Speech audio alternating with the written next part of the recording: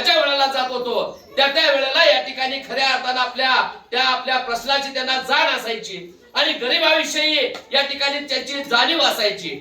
अशा जाणीव जागृतीतून महाराष्ट्राच्या या ठिकाणी असणाऱ्या विधिमंडळामध्ये गेले अनेक वर्ष सातत्यानं आपल्यासारख्या गरिबांचे प्रश्न आबासाहेबांनी या ठिकाणी खऱ्या अर्थानं मार्गी लावलेले आहेत. आणि हे सगळं होत असताना आज खरं तर या विधिमंडळामध्ये आपण गेली सातत्याने या ठिकाणी पाहतो आहे. या 288 आमदारामध्ये आज खरं तर या ठिकाणी आपण पाहिलं तर या आज जे 288 आमदार आहेत त्या 288 आमदारामध्ये मल्लेजी आम्ही तुम्हाला सांगतो की त्या 288 पैकी या विधिमंडळामध्ये आबासाहेबांच्या या ठिकाणी संस्काराचा खरा वारसदार म्हणून खऱ्या अर्थानं जे गोरगरिबांचे प्रश्न आहेत, गोरगरिबांच्या प्रश्नाची ज्याला जाण आहे, गोरगरिबांचे प्रश्न नेहमी ज्यांनी जाणून घेतलेले आहेत, असे प्रश्न विधिमंडळामध्ये सातत्याने या ठिकाणी ताकदीने विचारण्याचा मान डॉक्टर बाबासाहेब देशमुख साहेबांना जातो. आपण बघतोय की या विधिमंडळामध्ये गेली सातत्याने हे प्रश्न ज्या वेळेला या ठिकाणी पुढे येतात ते प्रश्न या ठिकाणी प्राधान्यानं साहेबांनी ते मांडलेले आहेत. कालच आपण आपल्या शिष्टमंडळानं आपण त्यांना निवेदन दिलं आणि निवेदन दिल्यानंतर त्याची त्यांनी दखल घेतली आणि दखल घेतल्यानंतर या ठिकाणी आज खरं तर 59 कॅटेगरी मध्ये आपल्या अनुसूचित जाती आहेत. या जातीमध्ये आपण या ठिकाणी खऱ्या अर्थानं अध्यक्ष साहेबांनी सांगितलेल्या पद्धतीनं की आज आम्ही जातीचा शोध घेत असताना आम्हाला ती जात कुठं सापडताना दिसत नाही. आम्ही काही ठिकाणी बहुरूपी आहोत, काही ठिकाणी भिल्ल आहोत, काही ठिकाणी मसनजोगी आहोत, पण खरं आम्ही या ठिकाणी बुडगा या ठिकाणी जंगम की अनुसूचित जातीच्या सूचीमध्ये 9व्या क्रमांकावर या ठिकाणी आम्ही अनुसूचित जाती म्हणून या ठिकाणी पुढे येताना दिसतो आहे.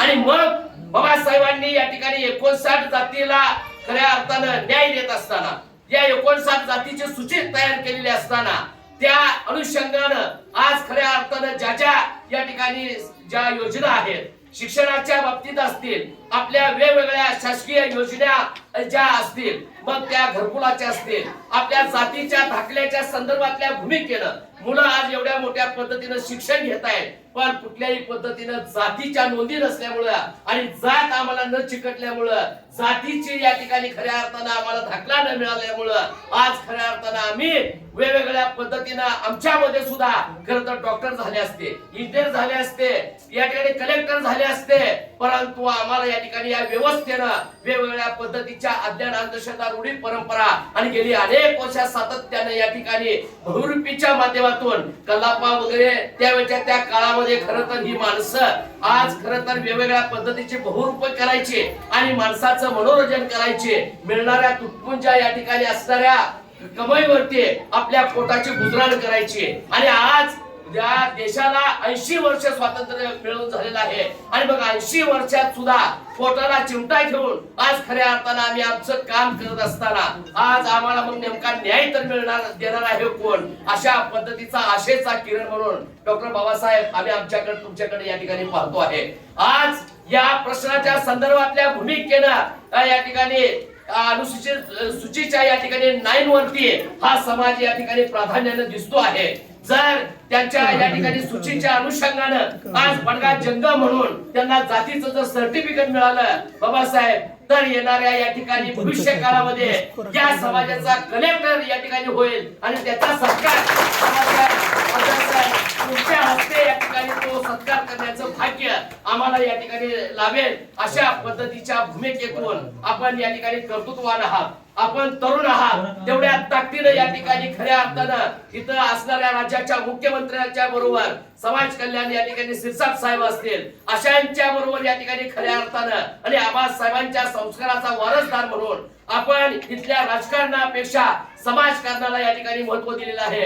आदरणीय शहाजी बापू पाटील असतील, आदरणीय दीपक आबा पाटील असतील, अशांच्या बरोबर सुद्धा या ठिकाणी जरी या ठिकाणी वयानं तुम्ही लहान असला तरी त्यांच्या सुद्धा मानापानानं सन्मानानं या ठिकाणी खऱ्या अर्थानं त्यांच्या बरोबरचं राजकारण, समाजकारण आबासाहेबांच्या संस्कारानं साहेब आपण केलेलं आहे. आणि गरिबांच्या या ठिकाणी असणाऱ्या अंतःकरणातली जाणीव साहेब आपल्या अंतःकरणात या ठिकाणी आहे. भविष्य काळाच्या शोध घेता आणि भविष्य काळाचा वेध घेता आमच्या सारख्या कार्यकर्त्याला सुद्धा पूर्ण विश्वास आहे साहेब, तुम्हाला या जातीच्या नोंदीच्या या ठिकाणी प्रश्नाच्या संदर्भात आज या ठिकाणी या राज्याचे सामाजिक न्याय मंत्री आदरणीय सिरसा साहेबांच्या बरोबरची बैठक घेऊन येणाऱ्या विधिमंडळामध्ये या ठिकाणी या सर्व आपल्या हा समाज साहेब आंध्रामध्ये आहे, महाराष्ट्रामध्ये आहे, कर्नाटकामध्ये आहे, बहुसंख्येने या ठिकाणी साहेब मोठा आहे. एवढ्या मोठ्या समाजाचं पुण्य साहेब या ठिकाणी आपण बांधून घ्यावं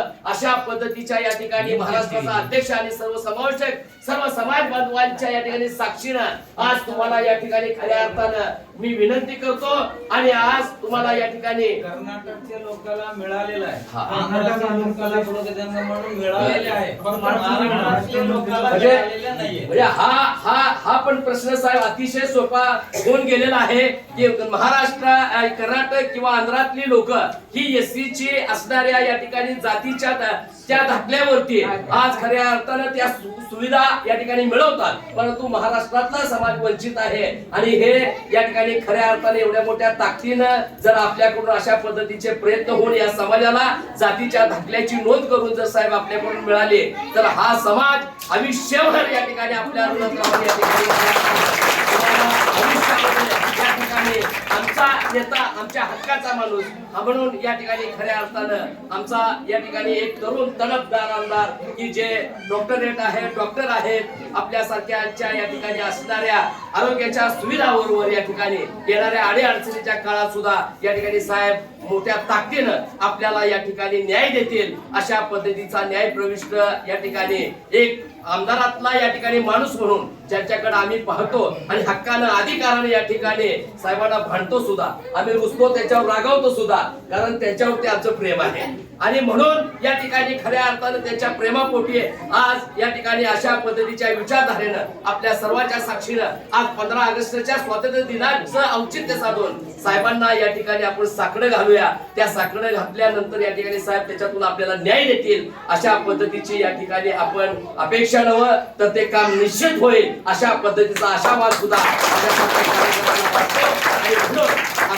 या ठिकाणी दिनाच्या निमित्तानं या ठिकाणी हे लहान लहान बाळा साहेब अगदी अतिशय चांगल्या पद्धतीने या ठिकाणी आज मोठ्या अगदी शाळेमध्ये आज खऱ्या अर्थानं शिकताना दिसते आहेत. भविष्य काळामध्ये जर यांना भविष्याचा वेध बघता साहेब जर यांना खऱ्या अर्थानं भविष्य काळात या जातीची नोंद म्हणून जर त्यांना न्याय मिळाला, कॉन्व्हेंट मध्ये विद्यार्थी मोठ्या ताकदीने जात आहेत, भविष्य काळामध्ये जर यांना जातीचे सर्टिफिकेट मिळाले तर साहेब या ठिकाणी हे अधिकारी होतील. या समाजाच्या भूमिका मांडण्यासाठी माझ्यासारख्या कार्यकर्त्याला आपण सर्वांनी इथं बोलावून माझा मान सन्मान करून मला बोलण्याची संधी दिली त्याबद्दल आपल्या सर्वांचा अंतःकरण आभार मानून मी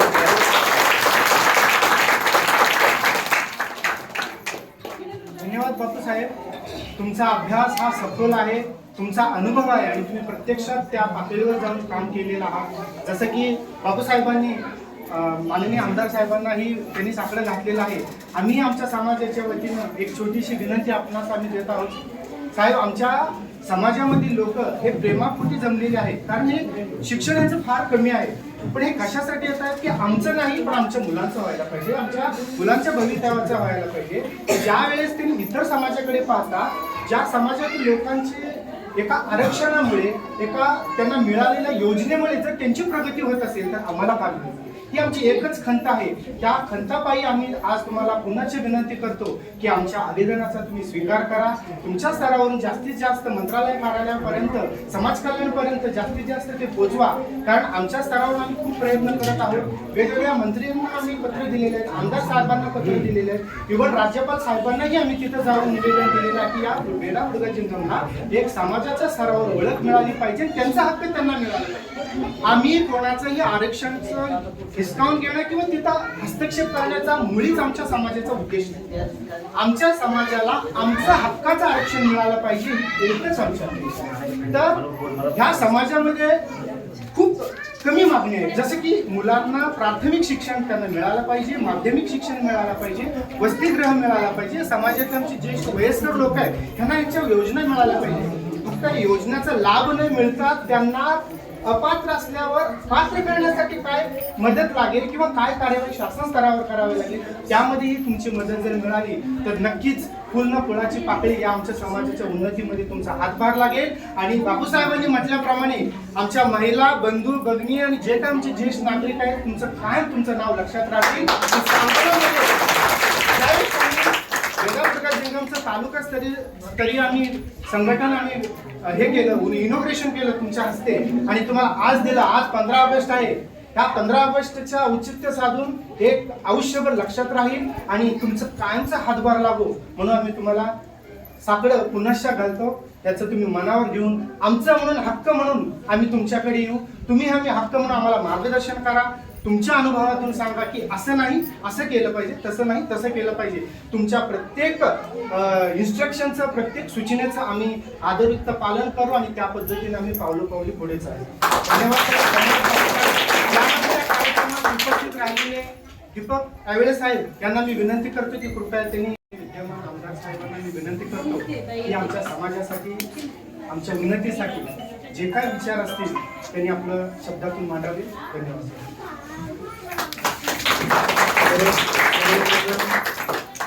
मी आपल्या सर्वांना तालुक्याचा प्रथम नागरिक या नात्याने स्वातंत्र्य दिनाच्या खूप खूप शुभेच्छा देतो. आज आपल्या लक्ष्मीनगर परिसरामध्ये उडगा जंगम संघटनेच्या फलकाचं उद्घाटन झालं आणि तुमच्या ज्या काही मागण्या आहेत त्या संदर्भात आपण चर्चा करत असताना मंचावर उपस्थित या समाजाचे राज्याचे अध्यक्ष मल्लेशजी सूर्यवंशी, उपाध्यक्ष शंकरजी सूर्यवंशी आणि सचिव गोपाल सितारे आणि आमच्या तालुक्याचे तरुण तडफदार बहुजन समाजाचे नेते आणि आमच्यासारख्या तरुणांचे सहकारी सन्माननीय बापूसाहेबजी ठोकळे, दीपकजी आयवळे, किशोरजी महाने, संतोषजी सुळे आणि उपस्थित सर्व माता भगिनी, वडीलधारी मंडळी, तरुण सहकारी मित्र. म्हणजे मी आमदार होऊन 1.5-2 वर्ष झालेली आहेत. वेळोवेळी विधानसभेच्या त्या कार्यकाळामध्ये बऱ्याचशा समाजाच्या मागण्या माझ्याकडे येतात, पत्रव्यवहार होतात, काही व्हॉट्सअपवरती पाठवतात, काही नागरिकांच्या इतर काही मागण्या असतात, शेतकऱ्यांच्या काही मागण्या असतात, कामगारांच्या काही मागण्या असतात. त्या मागण्या ज्यावेळेस येतात, शिक्षकांच्या मागण्या आल्यानंतर आम्ही आमच्या परीनं विधानसभेमध्ये आवाज उठवण्याचं काम करतो. त्याच पद्धतीनं 8 डिसेंबर 2026ला राज्याचं हिवाळी अधिवेशन चालू होईल. ते कमीत कमी 2 ते 3 आठवड्याचं असेल. त्या कार्यकाळामध्ये आपल्या या समाजाचं जे काही प्रश्न आहेत तुम्ही लेखी स्वरूपात मला दिलेले आहेत, ते जातीचं प्रमाणपत्र असू द्या, तुम्हाला जागा मिळणं असू द्या, ज्या ज्या ठिकाणी तुम्ही राहताय ते तुमच्या नावावर करून देणं असू द्या आणि त्याचबरोबर प्रधानमंत्री आवास योजनेतून तुम्हाला घरकुल योजनाचा लाभ मिळवण्यासाठी हे प्रश्न आम्ही विधानसभेमध्ये मांडू. हा शब्द मी आज आपल्याला देतो. अध्यक्षांनी दीपकजींनी जी मागणी मांडली की सामाजिक न्याय मंत्री सन्माननीय आमदार संजयजी शिरसाट साहेबांना मी ज्यावेळेस मुंबईला जाईल त्यावेळेस मी पत्र देतो आणि बार्टीचे अधिकारी, तुमचे प्रतिनिधी आणि मंत्री महोदय आणि संबंधित अधिकारी यांच्यासोबत आपली मीटिंग लावू आणि ज्या पद्धतीनं आंध्र आणि कर्नाटकमध्ये आपला समाज SC मध्ये मोडला गेलेला आहे, त्यांना त्या SC कास्टच्या ज्या काही सुविधा योजना मिळत आहेत त्या तुम्हाला मिळवून देण्यासाठी मी कटिबद्ध राहीन, हाही शब्द आपल्याला देतो. त्याचबरोबर मध्यंतरी आमच्या तालुक्यातलं प्रतिनिधी मला येऊन भेटले होते मागच्या 2-3 दिवसामध्ये आणि आज बापूसाहेबांच्या नेतृत्वाखाली तहसील कार्यालयासमोर त्यांनीही तिथं निवेदन दिलेलं आहे की 20 तारखेनंतर प्रत्येक मंडळाचं एक शिबिर घेण्यात येईल आणि जातीचं प्रमाणपत्र काढून देण्यासाठी त्या ठिकाणी आपण शिबिर घेऊ. जर त्या ठिकाणी तुम्हाला काही अडचणी आल्या असतील तर तुम्ही प्रतिनिधी म्हणून कोणीतरी येऊन भेटणं गरजेचं आहे. बापूसाहेबांना सांगा, मला सांगा, आम्ही तुम्हाला त्या पद्धतीनं मदत करू. राहिला विषय की या ठिकाणी जे राहणारे तुमचे जे नागरिक आहेत, मला सगळ्यांना विनंती करायची की ही लहान मुलं खूप हुशार आहे, पुढची येणारी पिढी खूप चांगल्या पद्धतीने शिक्षण घेते आणि ती तेवढ्याच ताकदीनं, त्यांची बुद्धिमत्ता तेवढी तल्लक आहे. त्याच्यामुळं त्यांना चांगलं शिक्षण द्या. आता या ठिकाणी तेली बाबू येल्लप्पा आणि लेवल 5 ला 99.9% मार्क घेऊन मला वाटतं लेवल 5 मध्ये त्यांनी नंबर मिळवलेला आहे. म्हणजे अशी या तुमच्या समाजाची तरुण पिढी आहे. तर माझी विनंती असेल की आर्थिक कारण आहे म्हणून शिक्षणापासून तुमच्या समाजाचं कोणीही वंचित राहणार. आर्थिक कारण आहे, आर्थिक अडचण आहे म्हणून जर कोण शिक्षणापासून वंचित राहत असेल तर या तालुक्याचा प्रथम नागरिक या नात्याने मी तुम्हाला बऱ्याचशा वेळा मी प्रत्येक भागामध्ये मंचावरून सांगतो, माईकवरून सांगतो की आर्थिक कारणामुळे कुणीही आपल्या तालुक्यातला, मतदारसंघातला विद्यार्थी किंवा विद्यार्थिनी शिक्षणापासून वंचित राहता कामा नये. जे कुणी आर्थिक अडचणी येत असतील तर 100% माझ्याशी संपर्क साधा, माझ्या परीने मी मदत करेन. त्याचबरोबर मी हृदय रोगतज्ञ डॉक्टरचं शिक्षण घेतलेलं आहे. आपल्या या लक्ष्मीनगर भागामध्ये कोणाचा गुडघा बदलायचा आहे, कोणाचा फुगा बदलायचा आहे, कोणाचं कॅन्सरचं ऑपरेशन आहे, कोणाचं लहान मुलाचं हृदयामध्ये होल असतात त्याचं ऑपरेशन आहे, मोठ्या ज्येष्ठ नागरिकांना हृदयाचा अटॅक येतो, अँजिओप्लास्टी करायची आहे, बायपास करायची आहे किंवा इतर कुठलेही विकार आहे, किडनी बदलायची आहे. याच्यासाठी आपण मागच्या 5 वर्षापासून या तालुक्यात आणि मतदारसंघामध्ये सेवा देतोय. ही माहिती तुम्हाला असणं गरजेचं आहे. फक्त आमची एवढीच विनंती आहे, आजार पडल्यानंतर ऍडमिट होण्यापूर्वी आमच्यासोबत संपर्क साधला तर ज्या ठिकाणी सुविधा उपलब्ध आहेत आम्ही तुम्हाला कमी किमतीत किंवा मोफत मध्ये ऑपरेशन कुठं करून देऊ शकतो त्या ठिकाणी तुम्ही जाऊन ऍडमिट होणं गरजेचं आहे. आता तुमच्या माय भगिनी आहेत, त्या जर प्रेग्नंट असतील, गरोदर असतील, त्यांची नॉर्मल डिलिव्हरी मोफत मध्ये करून हवे किंवा सीझरचं ऑपरेशन मोफत मध्ये करून हवं असेल तर तुम्ही आमच्याशी संपर्क साधा. नॉर्मल डिलिव्हरीला सांगोला शहराच्या ठिकाणी 15 ते 20 हजार रुपये खर्च येतो आणि सीझरला 35,000 पासून 50,000 पर्यंत खर्च येतो. हे पैसे तुमचे वाचवले जातील त्याच्यासाठी आम्ही कटिबद्ध राहू. मागच्या 5 वर्षामध्ये म्हणजे 2 लाख, 3 लाख, 4 लाख, 5 लाखाची ऑपरेशन आपण जवळपास 3.5 ते 4 हजार ऑपरेशन मोफत मध्ये करून दिली. याचा तुम्ही लाभ घ्या. तुमच्या काही अडचणी समजा, मी तुम्हाला उदाहरण देतो. मल्लेजी तुम्ही 5 दिवसापूर्वी कोणाला भेटला होता, 5 दिवसापूर्वी तुम्ही काय जेवण केलंय हे तुम्हालाही लक्षात राहत नाही, मला कालचं लक्षात नाही.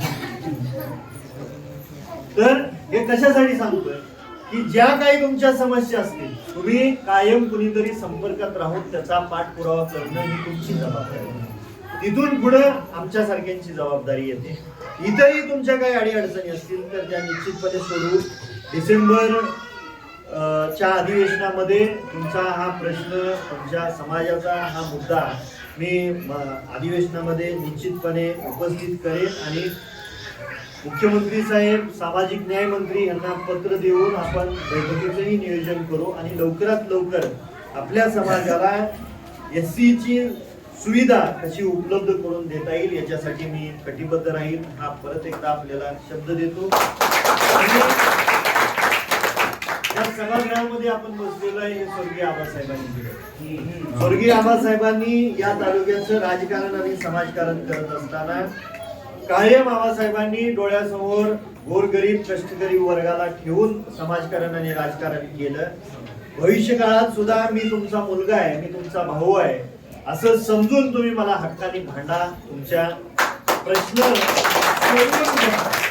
आणि ज्या पद्धतीने आबासाहेबांनी काम केलं, जात, धर्म, पंथ किंवा राजकारण कुठल्या पक्षाचं आहे हे कधीही आमच्या घरांनी स्वर्गीय आबासाहेबांनी कधी पाहिलं नाही आणि आम्ही इथून पुढेही पाहणार नाही. संतोष, त्याच्यामुळे तू काय लय ताण खा, सोनेल तू काय लय ताण घेऊ नको, ठीक आहे.